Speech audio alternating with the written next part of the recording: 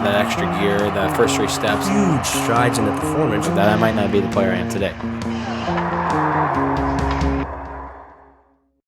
All right, welcome to another episode of Behind the Gear, and we've got the privilege of sitting down here with Nick Suzuki, Zeuks, as his buddies, and the great Zeuks, one of those Greek gods, right? Zeuks, is that right? Yeah. Yeah, that's what I thought. Yeah, pretty close. Yeah, exactly. So Nick, probably not how you scripted your first year in the NHL. I mean, playing at a young age, obviously, jumping in the NHL this year as basically a full-timer. I'm sure at the start of the year, started getting some opportunity, things are starting to flow. You're having an unreal year, and then all of a sudden the season gets suspended. Probably not how you dreamt about it in your driveway shooting tennis balls on a net, was it? No, I don't think anyone could have planned this out. No, for sure. Now we're I know, kind of going back a couple of weeks when the season actually got suspended. Where were you guys? Were you guys playing, or were you guys on a road trip? Were you guys at home? Where were you when kind of the news came out that the NBA had canceled on I think it was a Wednesday night, and then Thursday the rest of the leagues kind of followed suit? Yeah, we were just in Montreal still. Actually, we were about to go on our California road trip, and there's talks that San Jose wasn't going to let any of the fans in, and we were kind of preparing for that. But then as the NBA got canceled, we had a feeling we were going to get shut down, and right after them we did. So lucky we were all at home and could take the steps needed from our own apartments and houses. Now, right when they kind of announced it on that Thursday that, okay, the league, I know everything happened really quick as far as this has never been happened before, number one, and everyone was trying to make calls on it, but not really knowing how to do it or what to do. So when they kind of let you guys know, were you guys allowed to go in and practice the next day? Did you guys go in for a kind of a morning skate on Thursday? Yeah, we were actually at the rink because we weren't really sure how it was going to play out, and just went into our. I think we were supposed to play that Thursday night, and we went into our pre-meeting, and then coach said that we can't go on the ice. They're shutting everything down, and just go home and kind of prepare as if we have a game tonight. But the game hadn't been canceled, and just prepare as we were going to play. And then later that day, everything was canceled. Yeah. Well, what was the buzz around the team like? Were the boys just what is going on? Were there texts flying around that a late morning, early afternoon, be like, what the hell? Yeah. It's tough to prepare for a game if you don't know if you're going to play or not. Yeah. I know guys just kept doing their pregame meal early and kind of waiting for a text or a call to see what was going to happen.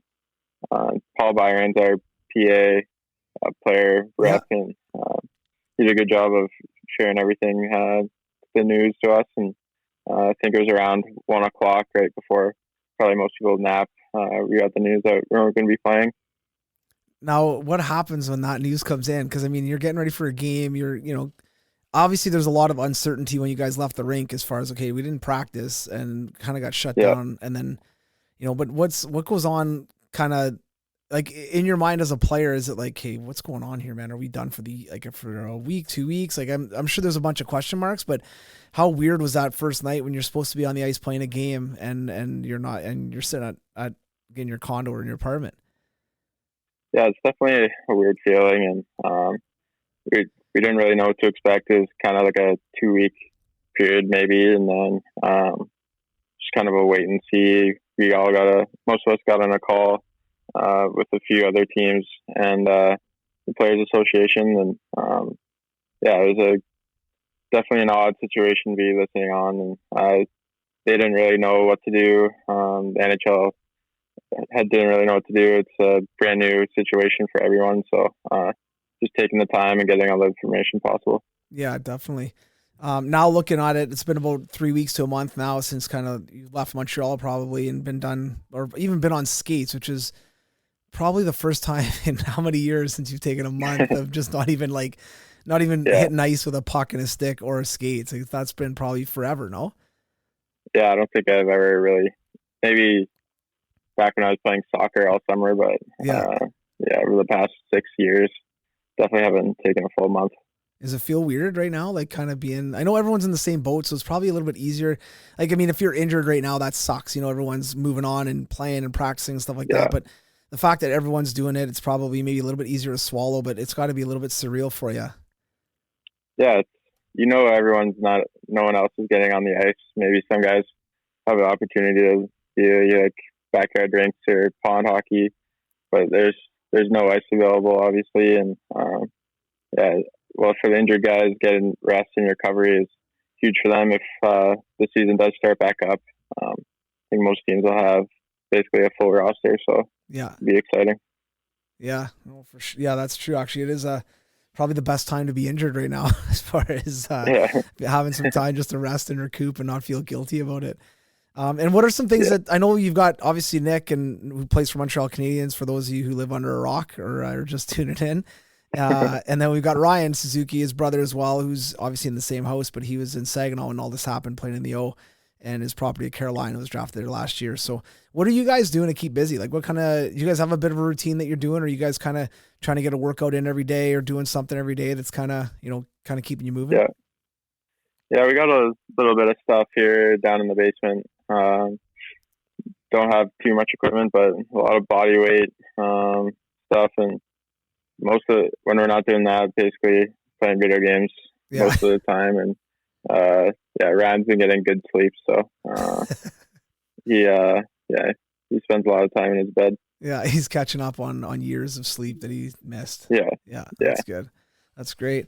Have you guys found any alternative tools that you can work out with? So I know for me, I'm probably in the same boat as you. I don't have a home gym. I have stuff here and there. I had a set of rings. I had a med ball, like nothing crazy, but have you guys gone outside the box at all and just like grabbed, have you guys filled up a backpack full of weights, or have you guys done anything like outside the box as far as things that you can push or lift or punch? Not really. We got this Bowflex thing behind me. Okay. Yeah. It's not too bad. The weight's not that much, but you can kind of stack a few of the bars together and make it a little heavier. But we got a few dumbbells, med balls, so haven't had to think that much outside the box, but that's good. It'll come. Might have to soon. Yeah, it'll come when you start getting bored of the Bowflex. Same old stuff. Yeah, exactly. And I know obviously you guys work out a lot with like Mitch and Trev and Josh, and I know it's frustrating not to be able to go to a gym or get in with some other guys to work out and stuff like that. Have you been following any workouts online? Have you kind of been checking in with some of those guys, or Zach or Mitch or any of those guys, just to get a little bit of advice or just kind of a little bit of direction on where to go with this? Yeah, we're getting some workouts with Mitch. Then seeing all the videos from TPH what is it now? No, but NSDA? NSDA, Total Package Hockey. Yeah. The videos, the at home sweat at home. It's pretty cool to see all that, all those videos coming out, and it's nice to follow along. But I think just getting workouts from Montreal or just doing it myself, and Mitch, I always have quick text you. Yeah, good. Oh, that's great. I know for me, like I'm old, so it's just like trying to get my 20, 30 minutes of sweating in a day. So I've been following the workouts that Mitch has been putting up and just swearing at him as I'm sweating and getting madder because he's adding extra sets and extra reps and stuff. But it's been good. It's something like, I like it because it's a bit of a no-brainer. You can get up in the morning and you can just throw the video on or throw the YouTube on and do a workout and feel like you've accomplished something. Right? Follow along. Yeah, exactly.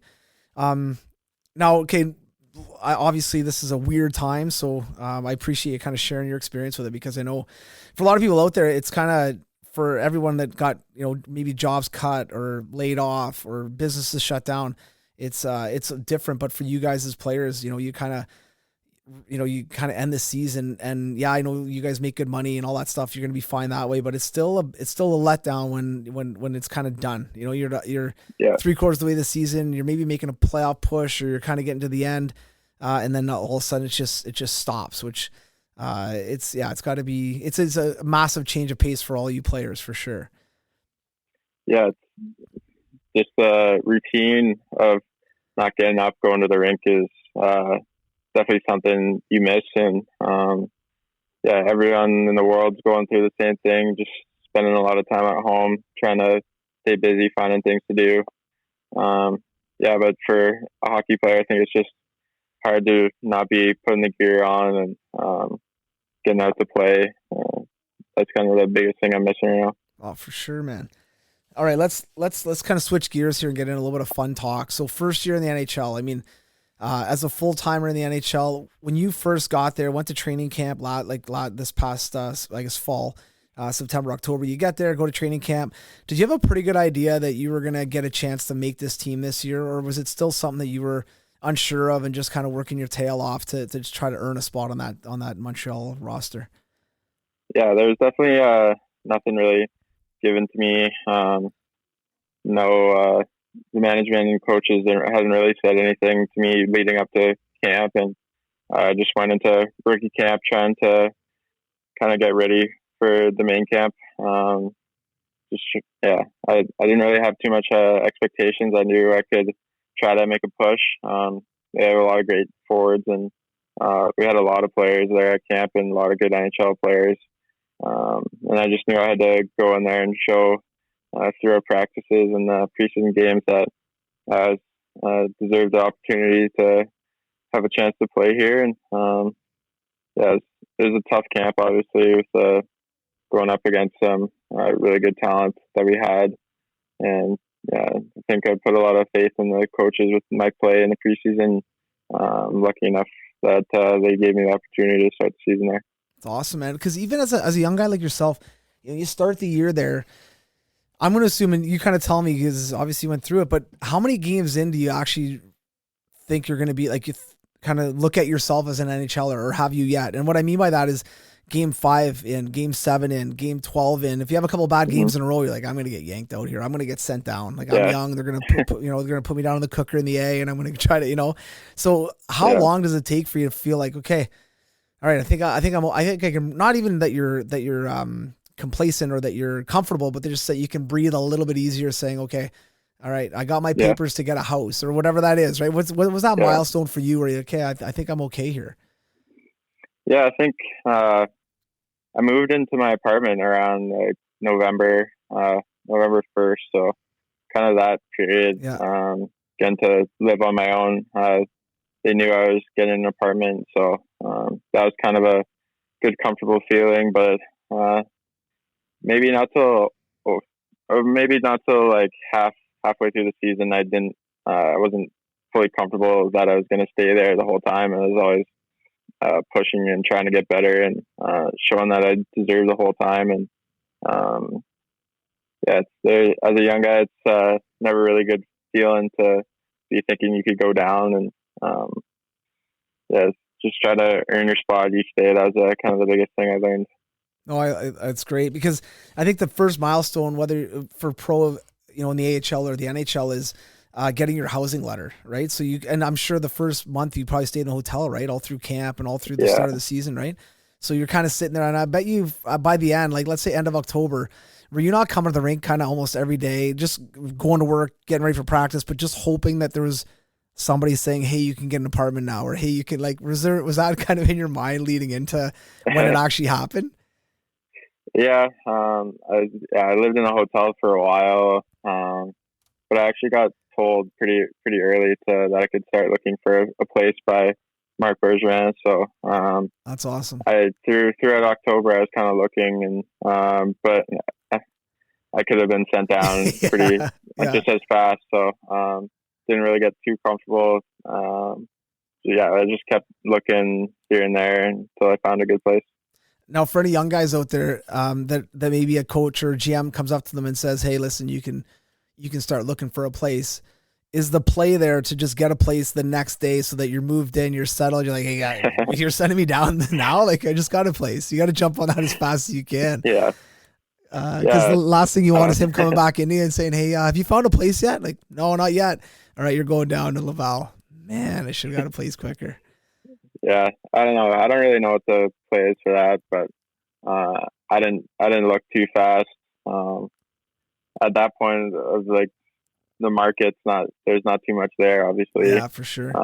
October, November. So, I found a good place. Moved into like November, and kind of settled down myself there, and just kind of got in a routine of taking care of myself. It's a different living on your own, but for sure, it was definitely a good experience. What do you think? What was the biggest like realization when you started moving, when you lived on your own? So what I'm getting at is, you've gone through all minor hockey. Now you lived away from home, no doubt, but you lived with billets and you had a good setups in the cities that you were in and stuff like that, which would be Owen Sound and then Guelph. But now that you go to now you make the NHL, so you go from the OHL to the NHL. Now you're living on your own. What was the biggest realization for you? Was it the price of food? Was it your hydro bill when that first came in? Was there anything that kind of was like, oh man, sorry, mom and dad, I totally abused the lights when I was a kid, or I totally chowed on cereal all the time? Yeah, probably just grocery shopping. I'm pretty good at. I always wanted to go with my parents and kind of see how that's done. And but I think it was just eating by myself a lot.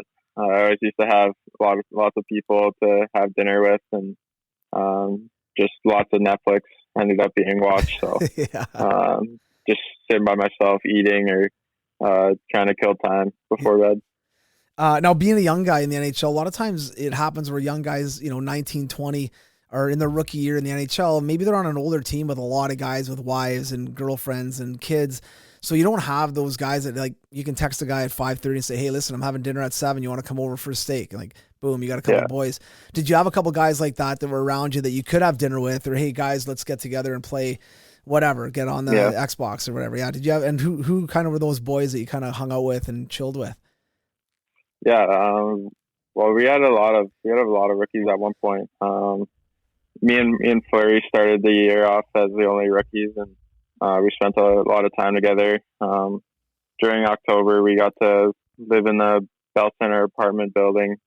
So we had a 2-bedroom to ourselves, and it was a good experience kind of getting to live with him throughout October. And so we hung out a lot, hailing. Mete and Kakanyemi were always hanging out. So we had a lot of young guys that I could hang out with and call, and if we wanted to link up for dinner at some place, it was always fun to go out there. Oh, that's sweet. Now the Bell Center setup, was that kind of through the team for training camp and stuff like that? Is that kind of why you guys were there to start before you got your own apartment? Yeah, we were at the Alt Hotel near our practice facility for most of camp, and then once me and Fleury made the team at the start of the year, we were given the keys to this tour to Canadiens. So it's just like the 2-bedroom little apartment, but got out of the hotel, got a kitchen, nice living room. So and yeah, it was more importantly, was that still covered by the team? Like the hotel would have been through training camp? Oh, yeah. Sick. Yeah. Why did you guys just ride it out all year? Fleury stayed there for a while, but did he? I thought the place was a bit small, and but yeah, it's a real nice setup for just kind of transitioning into pro before kind of buying your own place. Totally. Yeah, no, it's good. It's probably nice to have your own spot though. Now, the place that you ended up getting, are you keeping that for next year as well? Is that something that's kind of a longer term thing for you, or are you gonna look for something else next year? The lease was only 8 months, so okay. It's kind of up in the air where I'm gonna live next year. So I'll be having to probably look around a bit more, but that option's always there for sure. Oh, that's great. And who were some of the guys like in the locker room? I mean, I know for a young guy going in to an NHL room, now you've been to a couple, development camps and then training camps with obviously Vegas and then Montreal, and kind of seeing these guys that you've watched play when you were young, watching them. Was there anybody that was a little bit like that you were not necessarily starstruck, but a bit like, whoa, man, no way, that's him? When you first got to Montreal, like just looking around the locker room and seeing some of these guys. Yeah, we have definitely a few big names. Obviously, Weber and Price to start. Just seeing them still is really cool, and getting the opportunity to play with them. They're Team Canada winners, gold medal winners. So many All-Star games, so many times that I've got to watch them play as a younger kid, and even now it's just so cool to be around them. And both of them are great guys, and kind of not what I expected. They're both real funny, just love the game, and love to be around with all the guys.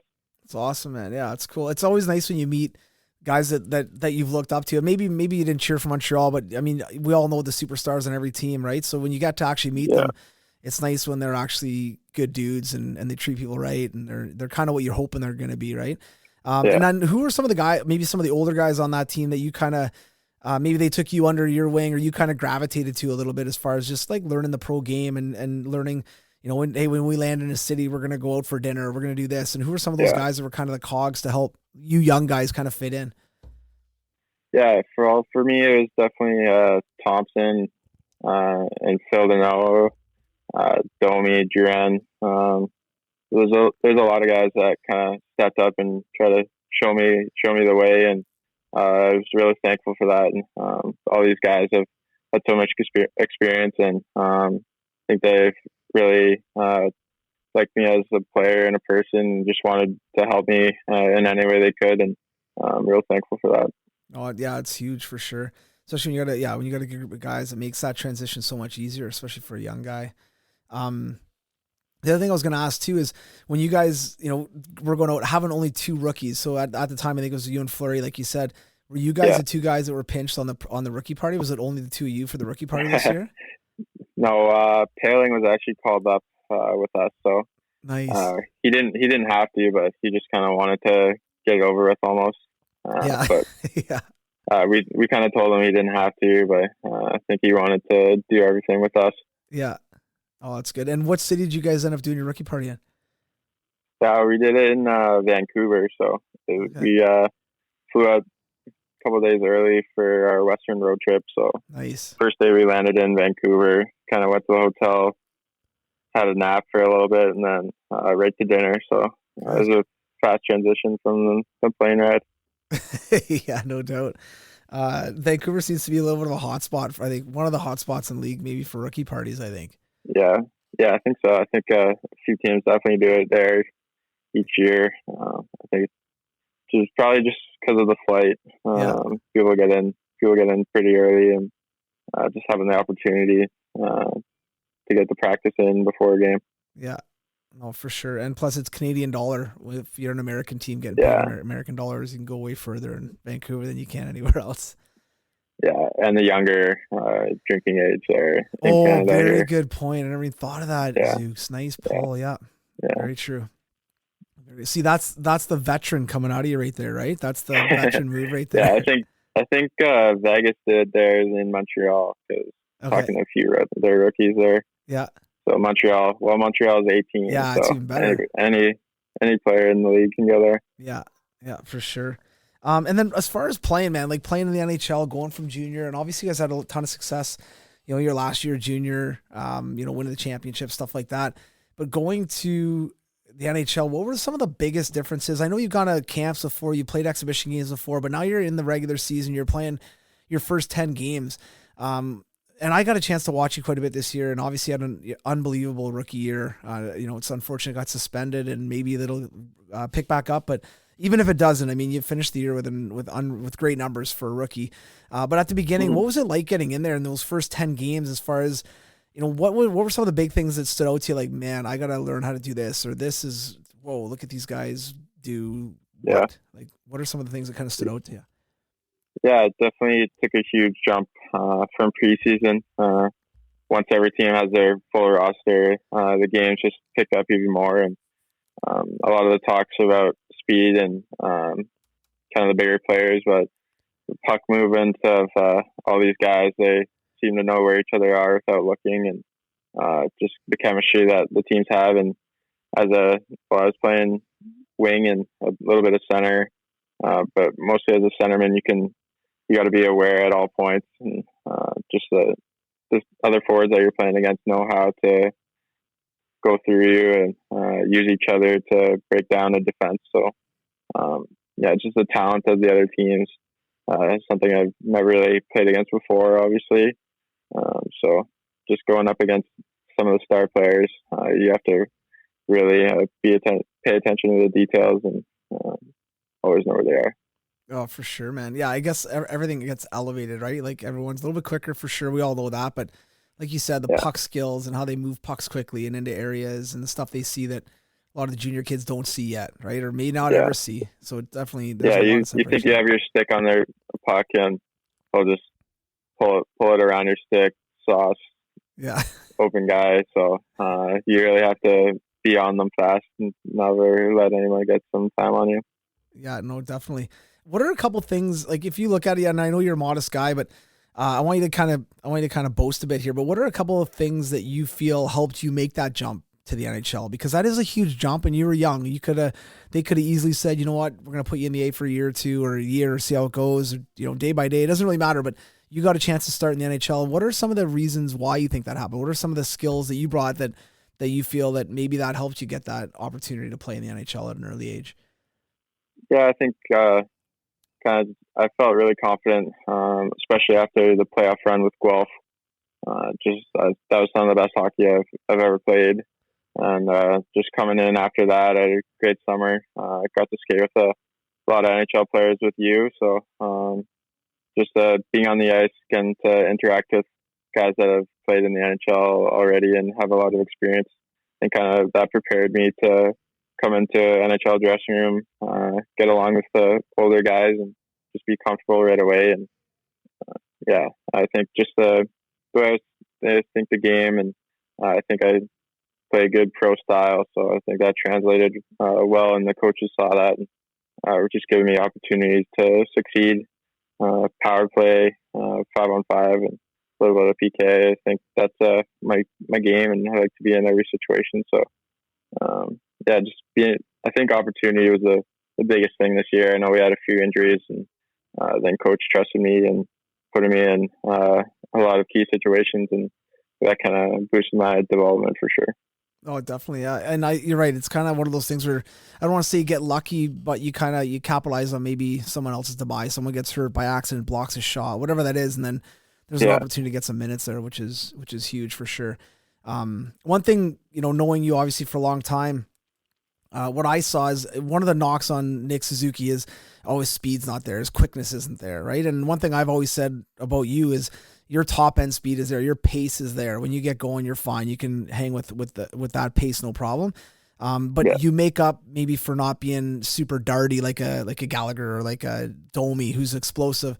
I think you make that up in how you think the game and how you make plays and stuff like that. And watching you play this year, I was really impressed, mostly with your poise and how you kind of didn't overhang onto the puck at all, but you made nice little plays with the puck that, you had patience with the puck. You didn't panic with the puck. And I noticed that from the start of the year till, middle to when it ended, you kept getting better and better and better at that part of the game, just being patient with the puck, not throwing it away too much, and hanging on to it a little bit longer to make a play with it. And I think it's one of those things that you can see as a young player going through this, you're just learning, right? You're like a sponge. Just I'm sure every game you're like, oh man, that felt way better, or this felt way better. You kind of like seeing guys do things, like you said, you're playing against superstars. I'm sure you sat on the bench sometimes and almost missed shifts watching guys like Crosby and McKinnon, and coach's like, hey, you're up next, and you're just like mesmerized by what these guys are doing sometimes, right? But I think it's all about being a young player and absorbing that stuff and learning as much as you can. Who are some of the best guys that you played against that maybe just to watch or compete against and be down low in the corner and be like, holy shit, this guy can play? There's a lot of. I've been a huge NHL fan for so long, and getting the opportunity to play against all these guys. Sid for sure, number one. I only got to play him once this year, but I was in Pittsburgh, and he basically he's just coming back from his injury, and he just basically dominated the whole game, both every situation, D zone, neutral zone, offense. He just dominates the whole game, and it looks so easy for him. And going up against Chara and Barkov, Doughty, all these top end guys that have been doing it for so long, and you can see why they're so good and have so much talent, and you can never get around them. Oh, it's crazy, right? It is interesting. Like it's got to be surreal though for any young player, not just you, but any young player coming in that played video games with all these guys on their games and watched the NHL games. Next thing you know, you're going in the corner with Chara. You're like, holy shit, this guy's barely down on me right now.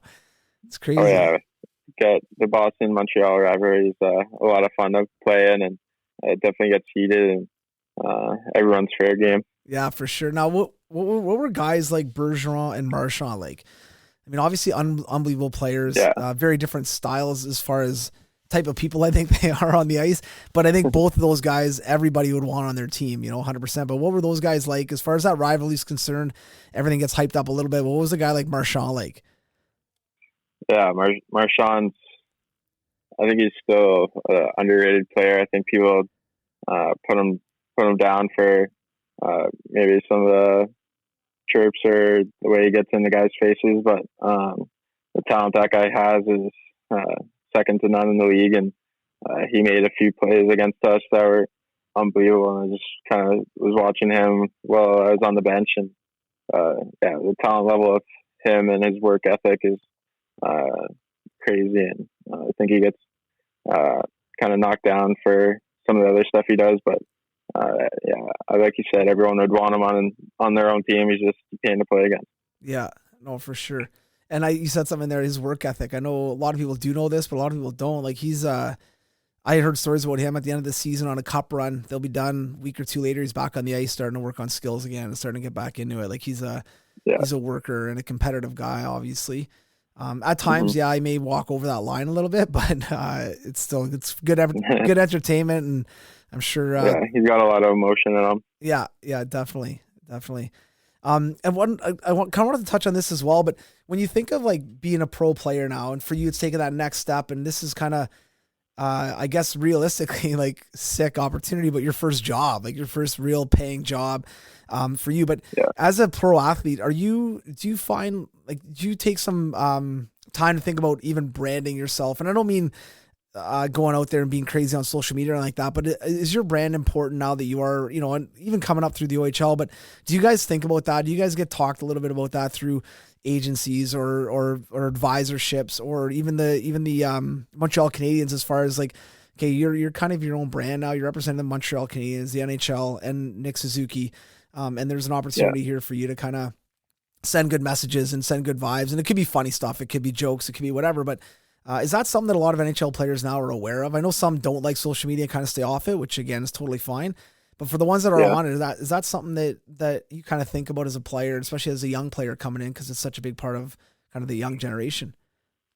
Yeah, I think it kind of depends on the guy. I know there's a few players that love their brand, love their social media accounts, and there's a lot of guys that are doing great things and kind of blowing up on Twitter, Instagram, and a lot of fans are interested in what they're doing, and they're doing a great job of promoting themselves and what they're like off the ice, and that's really cool to see. And then I think there's guys that almost stay away, and there's kind of people in the middle. So just kind of decide what line you want to be on. And but yeah, for me, I think I'm in the middle. I like to be on social media, but I don't post too much. But kind of my agency has been talking about growing your brand, and I think you can grow yourself to be respected and well-liked person, and someone that's always kind of does the right things is always going to help you out in your future, and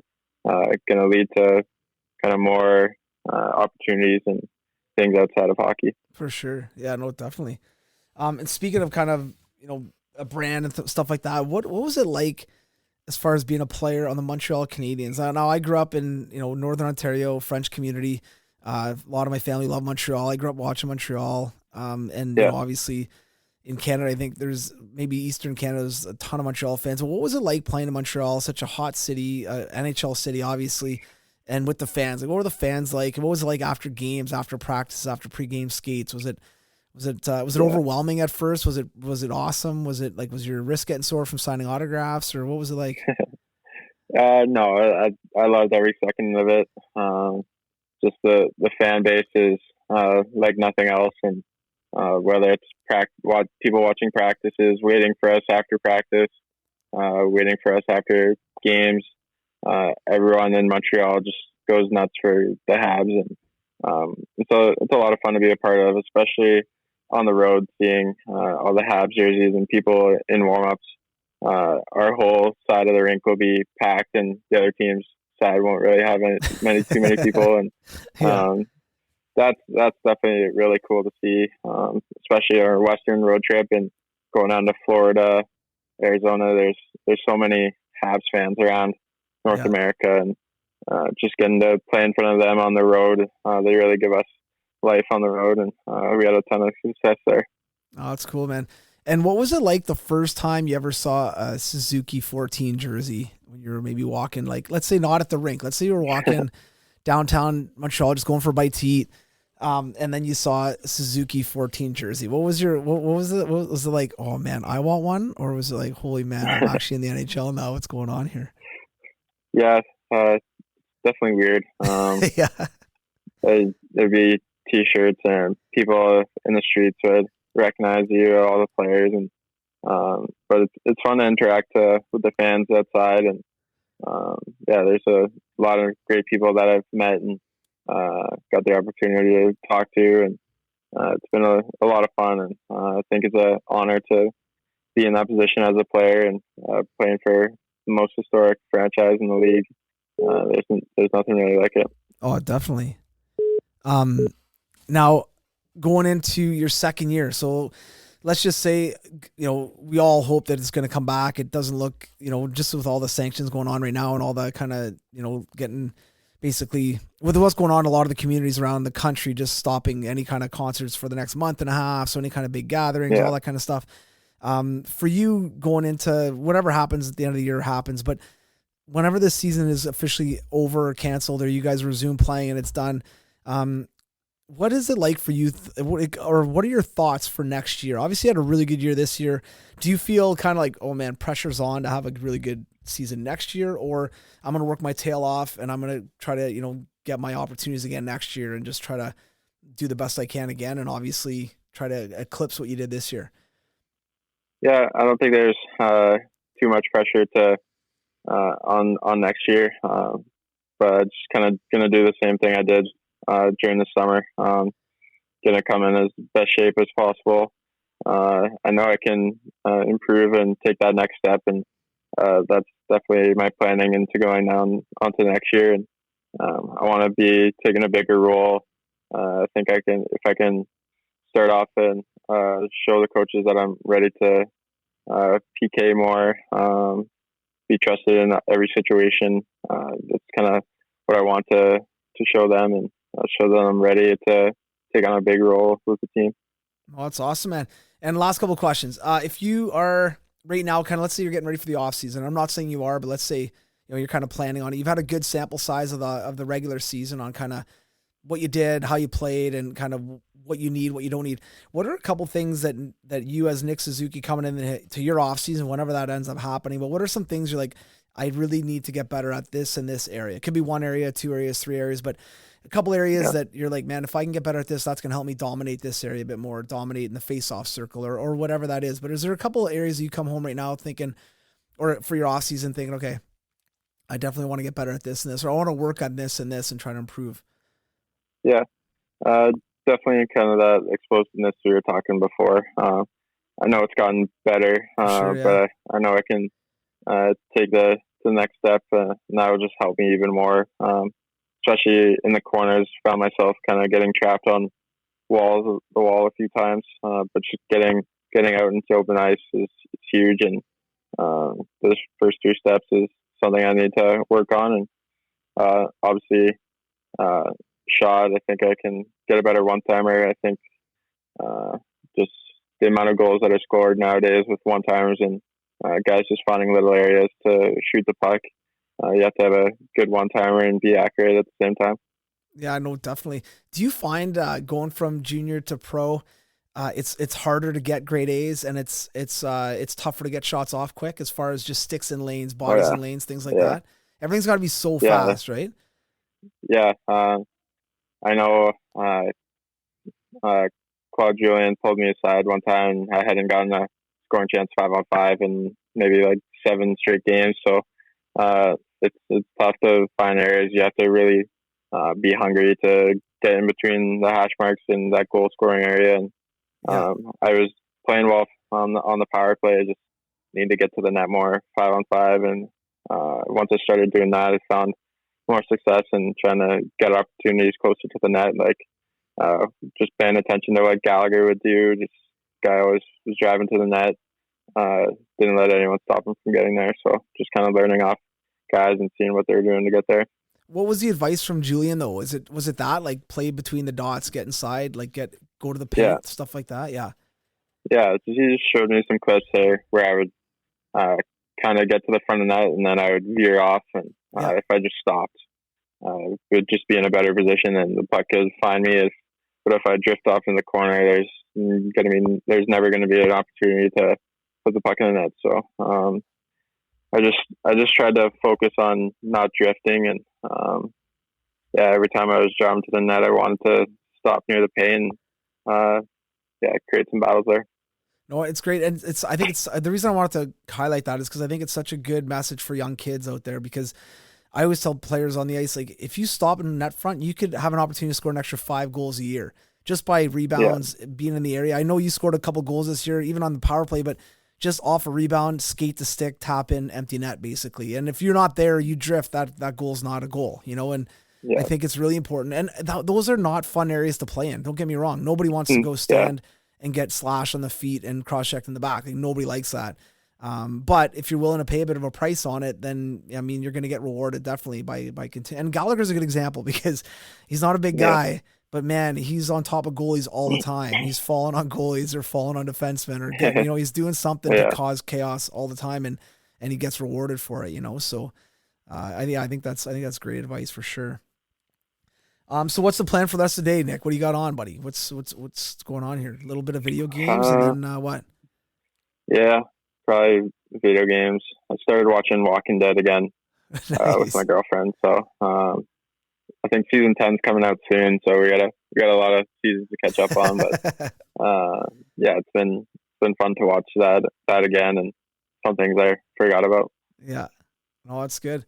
Well, listen, buddy, Ryan just made it down here, actually. Did he? Okay, tell Ryan. He's awake. We're gonna put this on air. Tell Ryan that I want to get him on here too, and chat with him as well. So let him know that I'll be reaching out to him too. And but I'll make sure I do it. I'll make sure I do it after 1:00 in the afternoon, though, right? Yeah, 2:00. He'll be awake. Okay. All right, perfect. Listen, buddy, I really appreciate it. Hey, where can people find you? People want to look you up and see what you got going on, and see what episode you're on The Walking Dead. Where can people find you on social media and stuff? Instagram's Suzuki _37. Okay. I think I might have to change that. Not 37 anymore. Oh yeah. But gonna have to change that up. Yeah. But most active on Instagram for sure. All right. Awesome. Yeah. Twitter's the same. All right, perfect. Well, listen, buddy, I really appreciate you doing this, and I cannot wait to get back on the ice with a bunch of you guys this summer. So hopefully it's sooner rather than later. But as soon as those rinks open back up, we'll be in touch until then. But there'll be some mass text going on with everybody. Yeah, the I'll definitely be the first one there. Yeah, yeah, for sure. All right, buddy, appreciate the time, man. That was awesome. Yeah. All right, thanks, buddy. Okay. Raise that bar. That extra gear, the first 3 steps. Huge strides in the performance. That I might not be the player I am today.